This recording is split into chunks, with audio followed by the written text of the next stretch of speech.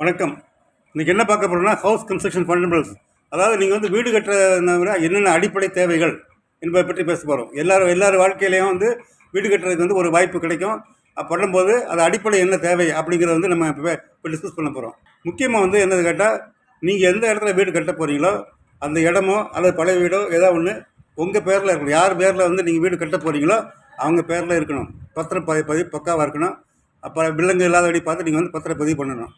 அதுக்கப்புறம் வந்து நீங்கள் வந்து ஒரு சிவில் இன்ஜினியர் ஆர்கிடெக்டை கன்சல்ட் பண்ணி ஒரு உங்களுக்கு ரிக்குவயர்மெண்ட் வேணும், எத்தனை பெட்ரூம் வேணும், ஹால் எப்படி இருக்கணும், கிச்சன் எங்கே வரலாம், அந்த மாதிரி இது போட்டு வந்து அதை ஐடியா நீங்கள் கொடுத்தீங்கன்னா அவர் வந்து ஒரு பிளான் போட்டு கொடுப்பாரு.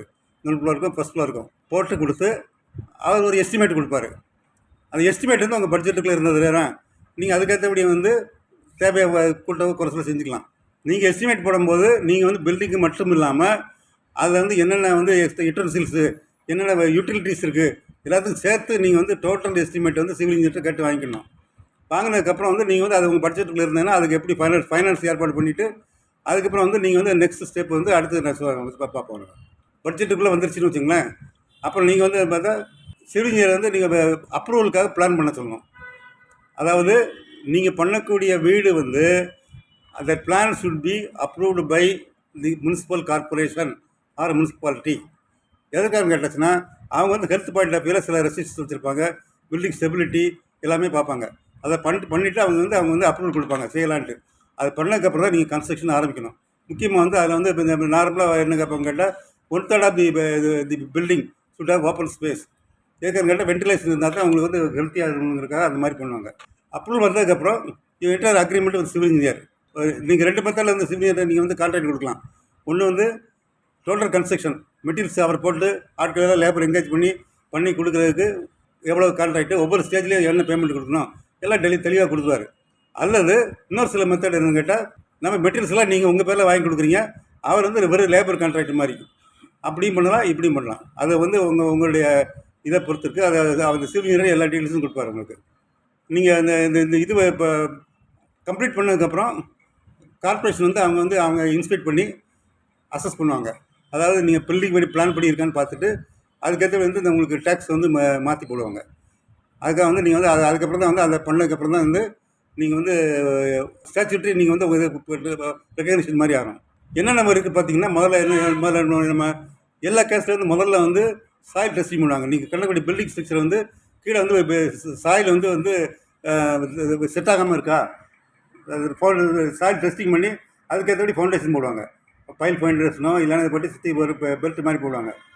அதாவது இப்போ பெல்ட் மாதிரி ஏன் போகிறாங்க கேட்டாச்சுன்னா, மொத்தத்தில் எல்லாமே வந்து ஒரு சைடு இதாமல் இருக்கிறதுக்காக. கீழே வந்து ஃபவுண்டேஷன் வந்து ஒரு தர வரைக்கும் வந்தோடனே அதுக்கப்புறம் வந்து நீங்கள் வந்து பில்டிங் அதுக்கப்புறம் சைடு வால்ஸ் கட்டுவாங்க. அதுக்கப்புறம் ரூஃபு சென்ட்ரிங் சொல்கிறது வந்து கம்பி கட்டி ரூஃப் போடுறாங்க. அதுக்கப்புறம் வந்து சைடு வால்ஸுக்கு அப்புறம் சைடில் வந்து எல்லாம் இதுக்கு ஓப்பனிங் பண்ணிருப்பாங்க. இதுக்கெலாம் டோர்ஸு விண்டோஸ்க்குலாம் ஓப்பனிங் பண்ணிருப்பாங்க. டோர்ஸ் விண்டோஸ் வந்து ஸ்டாண்டர்டாக வாங்கி பண்ணலாம், அல்லது நீங்களே செய்கிற பண்ணிக்கலாம். செஞ்சு அதை ஃபிக்ஸ் பண்ணுறீங்க. ஃபிக்ஸ் பண்ணதுக்கப்புறம் அது அந்த பூசுறதுக்கு முன்னாலேயே அந்த வயரிங் பண்ணுறதுக்குள்ளே டக்ட் விட்டு இதுனா வயரிங் இதை வந்து பதிச்சிட வேண்டியது. சுவிட்ச் போர்டுக்கு பண்ணுறதுக்குலாம் வந்து குழி அந்த ஃப்ளோரை தோண்டி பதிச்சிட வேண்டியது. அதுக்கப்புறம் வந்து பிளாஸ்டரிங் பண்ணதுக்கப்புறம் இந்த ஃபவுண்டேஷன் ஃப்ளோரிங் போடணும். ஃப்ளோரிங்லேயும் நிறையா வெரைட்டிஸ் இருக்குது. சிமெண்ட் ஃப்ளோரிங் போடலாம், அதில் வந்து நம்ம பழைய மெத்தட் வந்து டைல்ஸ் வச்சு பதிக்கிற மாதிரி இருக்குது, கிரானைட் பதிக்கிற மாதிரி இருக்குது. ஒன்றுக்கும் வந்து உங்களுடைய ரெக்குயர்மெண்ட்டுக்கு ஏற்றபடி வித்தியாசப்படும். ஆனால் ஒன்று மட்டும் பார்த்துங்க, நீங்கள் வந்து அது ரொம்ப தண்ணி பட்டால் வழுக்காத மாதிரி பார்த்துங்க. ஏன்னா இப்போ அது வந்து உங்களுக்கு சேஃப்டி கிடையாது. அதுக்கப்புறம் வந்து இதெல்லாம் முடிச்சதுக்கப்புறம் வந்து நீங்கள் வந்து அப்ளை ஃபார் இபி சப்ளை. அப்புறம் வந்து ட்ரிங்கிங் வாட்டர் கனெக்ஷன் வாங்குறது. அப்புறம் வந்து இது ட்ரைனேஜுக்கு வந்து நீங்கள் வந்து அதை மெயின் ட்ரைனேஜ் கனெக்ட் பண்ணுறது எல்லாமே வந்து முனிசிபல் கார்பரேஷனோட சம்மந்தப்பட்டது. அப்புறம் வந்து உங்களுக்கு தேவையான ஃபர்னிச்சர்ஸு, கிச்சன் வேரு, மற்ற எல்லாம் நீங்கள் எலக்ட்ரிக் அப்ளையன்சஸ் எல்லாம் வாங்கி நீங்கள் பண்ணிவிட்டு வீடு வந்து கிரகப்பிரவேசம் பண்ணி குடி போகலாம். உங்களை மெட்டீரியல்ஸ் வாங்கி கொடுக்க சொன்னாங்கன்னா என்னென்ன மெட்டீரியல்ஸ்லாம் நீங்கள் வாங்க வேண்டியது இருக்கும் அப்படி பார்த்தீங்கன்னா, ஃபவுண்டேஷன் போடுறதுக்கு வந்து அதில் ஸ்டோன்ஸ் வச்சு பண்ணுவாங்க. கீழே ஸ்டோன்ஸ் வச்சு இது பண்ணி அது மாதிரி பண்ணுவாங்க. எல்லா இடத்துக்கும் வந்து இந்த சிமெண்ட்டு தேவைப்படும், சாண்டு தேவைப்படும். முன்னால் வந்து ரிவர் சாண்ட் யூஸ் பண்ணாங்க, இப்போ வந்து பிளாக் இந்த சாண்ட் யூஸ் பண்ணுறாங்க. பிரிக்கு அதிலே வந்து பிரிக்லேயே 2 டைப் இருக்குது. உங்களுக்கு கான்கிரீட் டைப் பிரிக்ஸ் இருக்குது, அதாவது இந்த பிரிக்ஸ் இருக்குது. அப்புறம் சென்ட்ரிங் வந்து ஸ்டீல் ராட்ஸ் வரும். அப்புறம் வந்து டோர்ஸ் அண்ட் ஃப்ரேம்ஸ்லாம் வந்து இப்போ வந்து ரெடிமேடாக கிடைக்குது, அது வாங்கிக்கலாம். விண்டோ ஃப்ரேம்ஸு, அப்புறம் பெயிண்ட்டு நீங்கள் வாங்கி கொடுக்குறீங்க. எலக்ட்ரிக்கல் ஃபிட்டிங்ஸ்லாம் நீங்கள் வாங்கி கொடுக்குறீங்க, அங்கே மாட்டி கொடுப்பாங்க. ஃப்ளோர் டைல்ஸ் வந்து நீங்கள் வாங்கி கொடுக்குறீங்க. Furnitures, toilet items, kitchen wears எல்லா இதுலேயும் வந்து நீங்கள் வந்து அந்த யூட்டிலிட்டிஸ் ஈஸியாக மெயின்டெனன்ஸ் பண்ணுற மாதிரி அவங்க வந்து பண்ணுற மாதிரி பண்ணிட்டீங்கன்னா உங்களுக்கு ஒரு பிரச்சனையும் வராது. வணக்கம்.